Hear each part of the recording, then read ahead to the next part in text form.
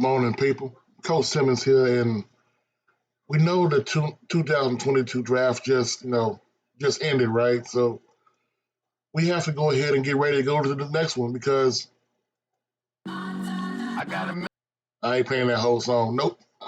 But you know good and well, every other conference, every other pundit has already moved on to the next one. So the only way we're going to be able to actually start building consistent draft picks is to look at the future. Now, we all know everybody's going to say, well, the obvious ones for next year are going to be Nugget. It's going to be Malachi Wideman. If Niles Gaddy shows off this year and Houston shows off in Detroit, Gaddy will be there because Gaddy has something Houston doesn't have, size. If he can show the same stats, probably. I was going to say Cordes Miller, but he's transferred out. So we all know the Jackson State people, right? And before I go any further, I do want to give Coach Prime lots of credit because this photo says a lot more than you think. To have your players there willing to take the background to let other teams come to their pro day. These teams get a view, get a look that they probably wouldn't have got without them. All props to Coach Prime for that, and the Alcorn for coming in, taking that. But they also came in with the kids from next year. They came in, and this was something that nobody really mentioned. The rising stars is tomorrow. So now the juniors and the seniors coming up, they know, hey, this is what I got to improve on. This is what I got to fix. I can't fix the height and the arm length, but I can fix the technique. I'm going to talk about two people that are not going to be brought up in any other conversation. I'm pretty much guaranteeing you, if any other YouTuber does this, they probably won't mention these two players. But I think they have some pretty big chance to be drafted next year or possibly 2024. First one I'm thinking about, Caleb Johnson. What? Coach, you tripping. There's no way Caleb Johnson's going to go to NFL. I'm going to read to y'all what Caleb Johnson did last year, okay? He was the National Player of the Week the fall of 2021. He was preseason second team all SWAC.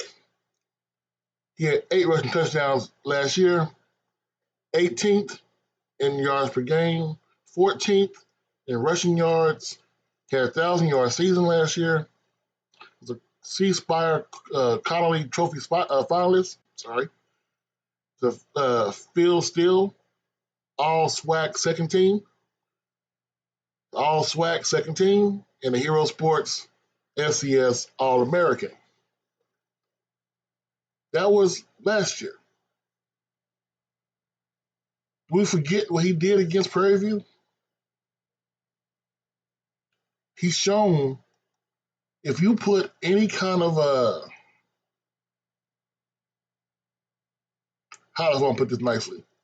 A line. He can go. And remember, NFL is not looking for these bell cow running backs. You need a change of speed. If he goes to a team like Tennessee, that already has a big back, he comes in and he spares Derrick Henry a couple of carries. That's what the NFL is going to. He's the perfect change of space, change of technique back, and he's proven if need be he can go through the tackles. Just saying, he's a redshirt sophomore, which means in the fall he'll be a redshirt junior. He got a chance to actually go if he wants to, but if Dancy convinces him not to, understandable. The second one, I want y'all to understand something real quick. This kid is the headache. Kaimari Everett. Last year, my man had 51 catches, 876 yards, 17.2 yards a catch, 10 touchdowns, along with 65. People think I was like, so what does that mean? If you looked at Bethune-Cookman's offense last year, it was him. It was nobody else on there. He was Bethune-Cookman's offense. What that means is everybody knew who was getting the ball. And at 6'6", at the tight end, this kid, if put in the right system, I'm not saying he's gonna be the next like burner, like Vernon Davis at tight end. He could be the next Gronk. Yeah, I can see Tampa Bay getting him. I can see him going to Dallas. He's so good at tight end, especially at receiving. Any of these offenses that have receiving tight ends should worry because he can take that spot. Now he needs help blocking, but nobody is a set product. Even the number one overall draft pick has to work on some things. So those are my two. Like I said, I can go ahead and go all day pointing out Jackson State this, Jackson State that. Jackson State beat you with a baseball bat. I can point out FAMU, I can point out Southern and Grambling, but Bethune-Cookman and Valley never get their props. They have two players who, if things go well, if Valley gets over 500 for the first time in a long time, if Bethune-Cookman shows what they really are under Terry Sims, sorry, they could be late draft picks. The way we looked at the SWAC this year with the 6th and 7th round, that could be them next year.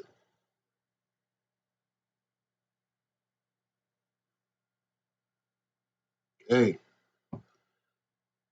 if they're getting picked next year in the 6th and 7th round, imagine what the rest of the SWAC is doing.